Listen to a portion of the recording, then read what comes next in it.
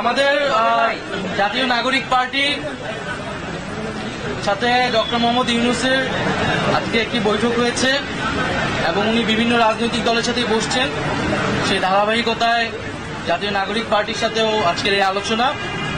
তো আজকের এই আলোচনায় আমরা প্রথমেই ডক্টর মোহাম্মদ ইউনূসের প্রতি সমর্থন জানিয়েছি এবং ওনাকে আমরা অনুরোধ করেছি, আহ্বান জানিয়েছি যে গণঅভ্যুত্থানের যেই প্রতিশ্রুতি রক্ষায় উনি দায়িত্ব গ্রহণ করেছিলেন সেই দায়িত্ব সম্পন্ন করেই যাতে উনি সিদ্ধান্ত নেন যে কোনো বিষয়ে। আমাদের আলোচনায় যেই বিষয়গুলা গুরুত্ব পেয়েছে, আমরা বলেছি যে আওয়ামী লীগ নিষিদ্ধের আন্দোলনে জুলাই ঘোষণাপত্র বাস্তবায়নের একটি দাবি ছিল এবং সরকারের পক্ষ থেকে 30 দিন আমাদেরকে বলা হয়েছিল, 30 কার্য দিবসের মধ্যে সেটি হবে। তো নির্ধারিত সময়ের মধ্যে যাতে জুলাই ঘোষণাপত্র জারি করা হয়, প্রদান করা হয়, সেই বিষয়ে আমরা আহ্বান জানিয়েছি এবং সরকারের পক্ষ থেকে, ডক্টর ইউনূস স্যারের পক্ষ থেকে আমাদেরকে আশ্বস্ত করা হয়েছে। দ্বিতীয়ত, আমরা জুলাই গণঅভ্যুত্থানে শহীদ হয়েছেন, শহীদ পরিবার এবং আহত যারা রয়েছেন তাদের যে পুনর্বাসন প্রক্রিয়াটা, সেই প্রক্রিয়া কাজটা ধীরগতিতে আগাচ্ছে। সঞ্চয়পত্র গণঅভ্যুত্থান অধিদপ্তর থেকে যে সঞ্চয়পত্র দেওয়ার কথা ছিল সেটি এখনো সকল শহীদ পরিবার পায়নি। মাসিক ভাতা দেওয়ার কথা ছিল, সেই ভাতা দেওয়াটি এখনো শুরু হয়নি।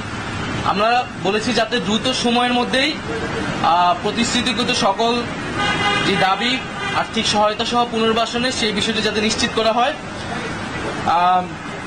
তৃতীয়ত, শেখ হাসিনার আমলে হওয়া জাতীয় এবং স্থানীয় পর্যায়ে সকল নির্বাচনকে আমরা আনুষ্ঠানিকভাবে অবৈধ ঘোষণা করতে বলেছি।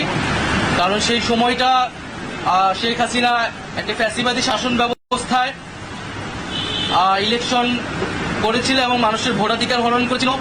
রাতের ভোট হয়েছে, দামি নির্বাচনের ভোট, দামি প্রার্থীর ভোট হয়েছে।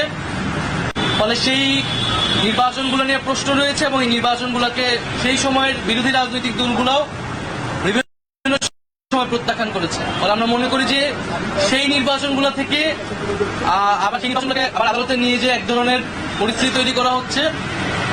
তো সেই বিশৃঙ্খলা এড়াতে সেই পূর্বের নির্বাচনগুলোকে আইনগতভাবেই অবৈধ ঘোষণা যাতে করা হয়। আমরা চতুর্থত বলেছি যে ইলেকশন কমিশনের উপর আস্থা রাখতে পারছি না রাজনৈতিক দল হিসেবে।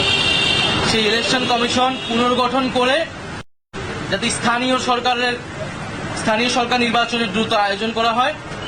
এর ফলে নাগরিক সেবা যে দুর্ভোগটি হচ্ছে, নাগরিক সেবা পাচ্ছে না জনগণ, সেটি নিশ্চিত করা সম্ভব হবে। আর সর্বশেষ আমরা বলেছি যে বিচার, জুলাই গণহত্যার বিচার এবং যে সংস্কার প্রক্রিয়া চলমান এবং সংস্কারের যে জুলাই সনদ ঘোষণা হওয়ার কথা এবং যে আমরা নির্বাচনের কথা বলছি, গণপরিষদ এবং আইনসভা নির্বাচন, এই তিনটি সমন্বিত একটি পরিকল্পনা, সুনির্দিষ্ট পরিকল্পনা বা রোডম্যাপ যাতে একত্রে সরকার ঘোষণা করে এবং আমাদের যেই গণঅভ্যুত্থানের প্রতিশ্রুতি ছিল সংস্কার, বিচার, সেটির মধ্য দিয়ে আসলে বাস্তবায়ন হওয়া সম্ভব। জুলাই মাসের মধ্যেই জুলাই সনদ আসবে এরকমটা আশ্বস্ত আমাদেরকে করা হয়েছে। আমরা বলেছি যে বিচারটাও কবে শেষ হবে, কোন প্রক্রিয়া আগাবে এবং নির্বাচন যেটা জানুয়ারি থেকে ডিসেম্বর থেকে জুনের মধ্যে হওয়ার কথা, সেটারও একটা সুনির্দিষ্ট পরিকল্পনা যাতে সরকারের পক্ষ থেকে ঘোষণা করে। ওটা দেখে এই 5টি বিষয়ে আমাদের আলোচনা হয়েছে।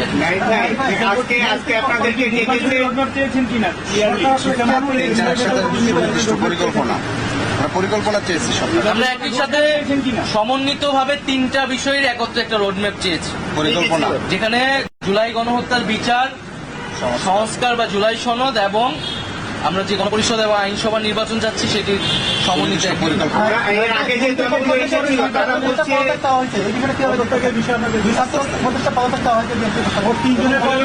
আমরা সুস্পষ্টভাবে বলেছি যে ছাত্র উপদেষ্টা যারা রয়েছেন তারা গণঅভ্যুত্থানের প্রতিনিধি আকারে সেই প্রেক্ষিতে সরকারে গিয়েছিলেন, সরকারকে বৈধতা দিয়েছেন।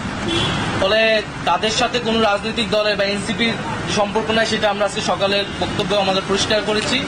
বরং গণঅভ্যুত্থানের প্রতিনিধি আকারে তারা গিয়েছে, গণঅভ্যুত্থানের আকাঙ্ক্ষা বাস্তবায়নে কাজ করছে, আরো সকল উপদেষ্টারা একত্রে সেখানে তাদেরকে হো করা, তাদেরকে অপমান করা, সে বিষয়ে আমরা নিন্দা জানিয়েছি। আমাদের সাথে তাদেরকে জড়িয়ে ট্যাগ দিয়ে তাদেরকে পদত্যাগ করতে বলাটা রাজনৈতিক উদ্দেশ্যমূলক বলে আমরা বলেছি।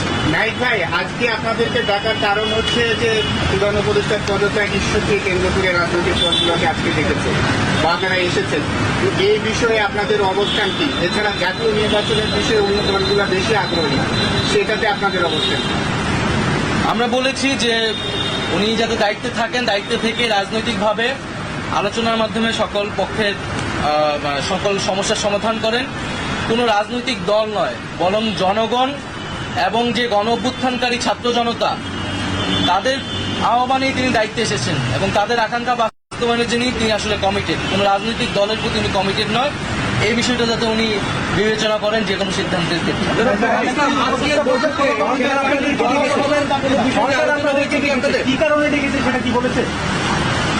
বর্তমান যে পরিস্থিতি, সেই পরিস্থিতি নিয়ে আলোচনা করতে উনি কাজ করতে পারছেন না, বা সে বিষয়ে উনি দায়িত্ব ছেড়ে দিবেন কিনা এই বিষয়ে ওনার চিন্তা ভাবনা রয়েছে। এটা তো অলরেডি মিডিয়া এবং সোশ্যাল মিডিয়ায় এসেছে, আসলে সেই প্রেক্ষিতেই আজকের এই বৈঠক। আজকের বৈঠকের বিষয়ে আপনারা সন্তুষ্ট কিনা, আপনাদেরকে সন্তুষ্ট কিনা এবং আপনাদেরকে কি বার্তা দিয়েছে, কি করতে?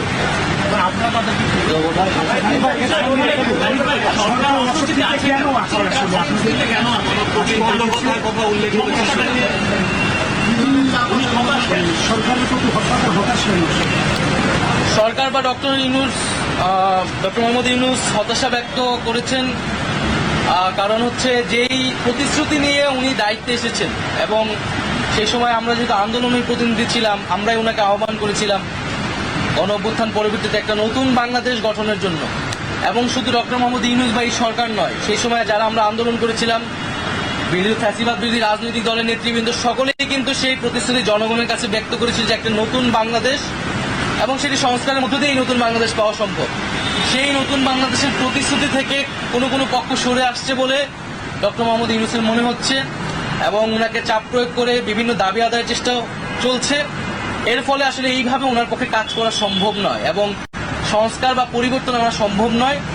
তো সেই জায়গাতে উনি হতাশা ব্যক্ত করেছেন। আমাদের জায়গা থেকে আমরা বলেছি যে কোন রাজনৈতিক দল নয়, উনি যাতে জনগণের প্রতি, গণ অভ্যুত্থানকারী ছাত্র জনতার প্রতি কমিটেড হন এবং সেই জায়গায় কাজ করতে উনি ওনার দৃঢ়তা ব্যক্ত করেন। ওকে, ঠিক আছে, আজকে আমরা